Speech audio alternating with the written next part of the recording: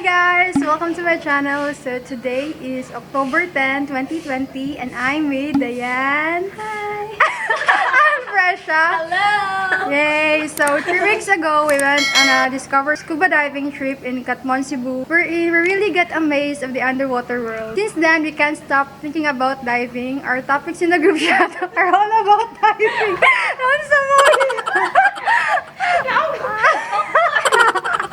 Our topics in the group chat are all about diving, like when are we getting the scuba diver's license, when are we having the freediving lessons, when are we buying gear. So to start our diving journey, today we are in Club Contiki Resort in Makitan, Cebu to have our introduction to freediving lessons with Pacific Cebu Freediving. The rate is 1,800 pesos, which includes 1 hour theory and 3 hours open water. You need to bring your own snorkel set and diving mask, but you can rent your fins here. As for the transportation, the best option is to get here by private car, but if you are coming from Cebu City, then you could also hire a taxi or a grab car. For the food, due to COVID, restaurants are closed. That's why you need to bring your own food. And our class will start at 10 a.m., but it's still 9 a.m. We're very early because we're excited. Excited and anxious at the same time, but you're excited. So hopefully my vlogs will inspire you to experience diving. I know most of the people are afraid to try scuba diving or free diving because they don't know how to swim, but trust me, I am not a confident swimmer and Diane is also a non-swimmer, but we survived scuba diving in Katmon, and later we're gonna see if we will also survive free diving. Hopefully at the end of the day, we'll be able to conquer our fears, learn how to freedive properly, and our experience will also inspire you guys to start your own diving journey so that together we can appreciate the life underwater. So, see you in a while. It's called the low volume mask is because the mask that you use, especially the inside, the internal space inside is small. The snorkel na ginagamit is the simplest type of snorkel, which is the J type. Don't have chances makainom ng tubig, but you'll get used to it. We will teach you how to properly purge the snorkel later on. So free dive, we use long fins. The reason why we use long fins because it looks cool. Okay, another reason. If you have short fins, yes, you can still free dive with short fins. But the only difference between a long fin and a short fin is because of this. When you kick, especially with long fins, you can see that it's a meter long, diba? So with good finning technique, when you go down, usually, you can go down with one kick, mga 0.9 or 1 meter per kick. The proportion you get is when you kick, and when the fin returns back to its normal shape, like this. Meaning, the shorter the fin gets, the more kicks you need to do. Yung muna siya long fin pinigamit. More efficient, less energy consumption, less oxygen consumption as well. There's also different types of material yung gigamit sa long fins. There's plastic, there's fiberglass, and there's pure carbon. Say feedback of plastic. Hindi ka siya mabalik. You can see the fiberglass, it also bends, but it has more feedback or the kickback. Wow. Muna siya ang pure carbon yung fins. So this is one of the most expensive fins in the market. So ang kalahit, makita ito ha? Mas gusto kita ang kickback compared sa fiberglass. You get a little bit difference, but when you dive deep, that little difference is really big. Every second counts, especially if you're diving deep. Muna siya ang high-end na pure carbon. Madungog mo sa tingog mo? Hey, tingog ba? Lumaypay mo na. Kung magsugba mo, so we go to the next part. For you to be able to conserve oxygen, you need to minimize your movements when you're underwater. So and also, do not tense your body. When you're underwater, tensing your body will also consume oxygen. You need to remember, relax every part of your body. And also relax the most important part you need to Mind. Yes, you need to relax your brain. Free diving is also a sport that really makes your stress go away. Why? If you use your brain too much, when you go down, you can't really maximize your breath flow. So you leave everything on the surface. Heartbreak, utang, work problems, relationship problems. You leave it on the surface. Pwede mo na nagangin na lulong sa free dive. This is one thing that you also need to master or acquire. Meaning, you need to also equalize your ears and your mask. We need to equalize because there is pressure in the water. Any part of your body that has airspace in it gets affected by the pressure in the water. The simplest one is what we call Balsalva Maneuver, in which you pinch your nose and then you blow through your nose while it's pinched. You would feel your ears pop. How you do frenzel is you use your throat muscles, you use your larynx. So if you can do frenzel, you use your throat muscles to move it up and down. Like you're saying the word K. Close your mouth and then try to say Ka while your mouth is closed. You would see it go up and down. Oh, grabe ha. If you're still a beginner, you don't need to choose between the two. Something you need to remember, do it continuously. Do not wait for your ears to hurt. Do not wait for the pressure to build up. And then, do not force your equalization. If inyong pugsun mag, you go inyong ilong. How do I know that you're forcing your equalization? Because your face goes from this to this. I've taught already more than 500 students, so I've seen every kind of... When you go down, your mask should not be too tight on your face. It should just be loose enough that it stays on your face. Why? Because the pressure in the water will also affect the airspace inside your mask. There will be a part in the water that everything gets compressed, that you will feel that the mask is too compressed in your face. That's the time you equalize your mask. How you equalize your mask is you put on your mask right now. You suck all the air. You need to just pop small amounts of air through your nose into your mask when you feel your mask is already being compressed. When you only feel it. Next part is the safety part. Safety is the paramount in freediving, as we know that we are holding our breath and sometimes we push our body's limits. Chali kami. I did my dive, ganiha. 2 minutes. Grabe ha, ginawa sa 2 hours, uy. Breath hold ba 2 hours? Patay ang ginawa na 2 hours, urag diburot ka muna. Paspasa, no? Warm up dive. 2 minutes lang. Pa-relax dive na sawa. So, safety is really the important part. Meaning, you should always, never what? Dive alone. Yes, mo na siya ang pinaka-cardinal rule. Never free dive alone. Next is buddy with someone who knows how to free dive as well. Because it's useless. If your friend only knows how to snorkel and you free dive and something happens to you there, like for example 8 meters lang, what can she or he do? Ana, diba? Next is dive within your body's limit. You both already know how to free dive. But both of you can't dive the same depth. If your friend can't dive that deep, don't dive deep as well. And then next, always make it a habit to try and check the surface every time you go back up. If the current is too strong, please abort your dive.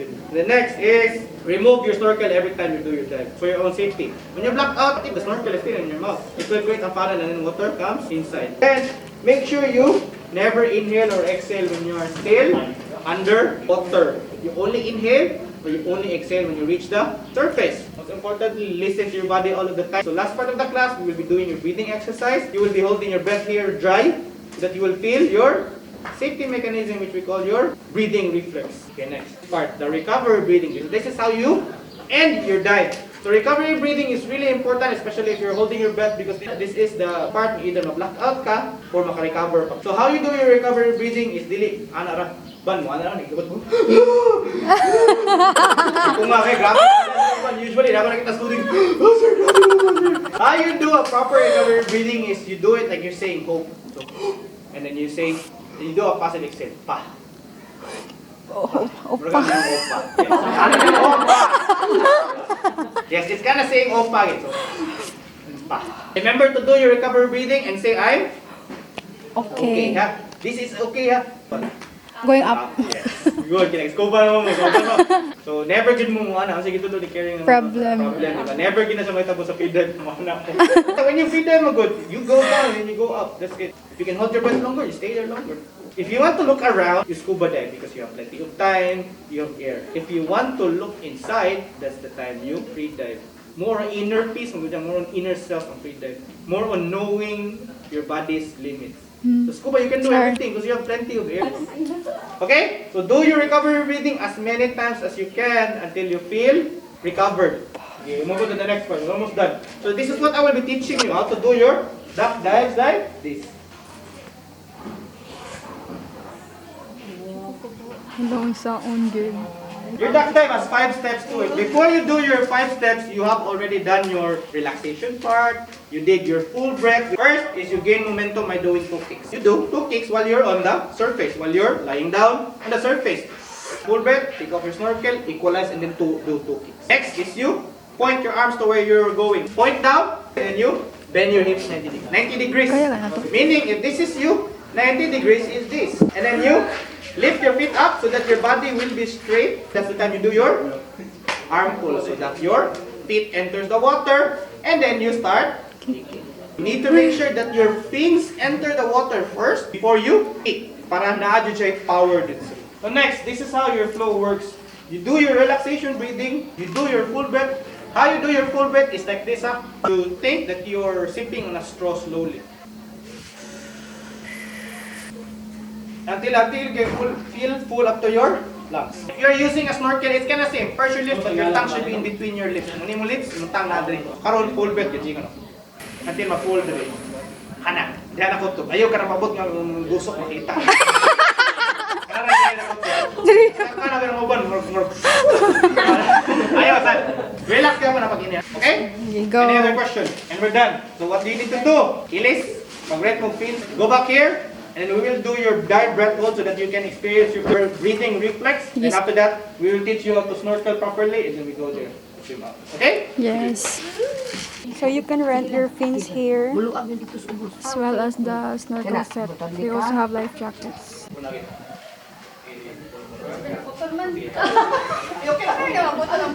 Oh, basta nilahos ka.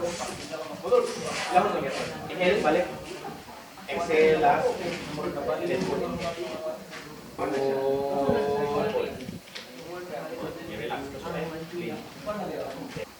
Hold.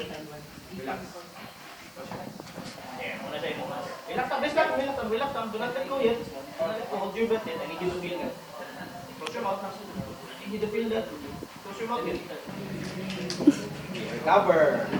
Recover. Recover. Okay? Usual, 1 minute kinakampin. 110, 19, 111. Sa bago pa. Inhale. Exhale. Hold. Okay. Recover.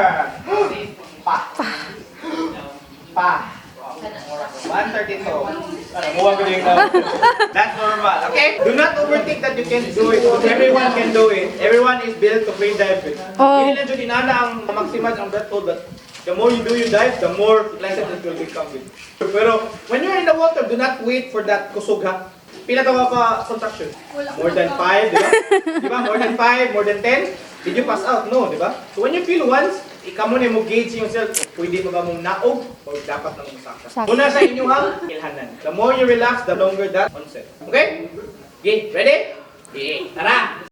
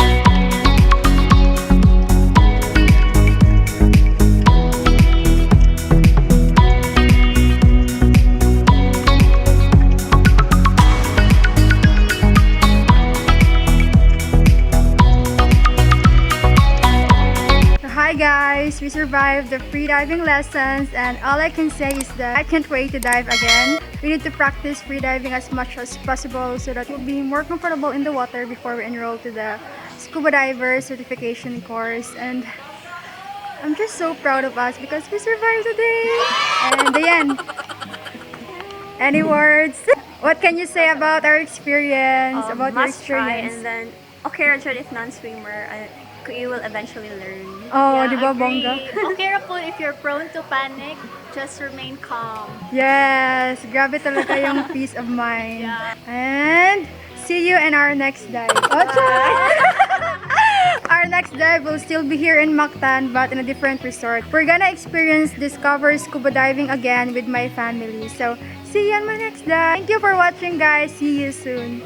Bye! See you soon! Bye! See you soon! As an SEA. Oh, char.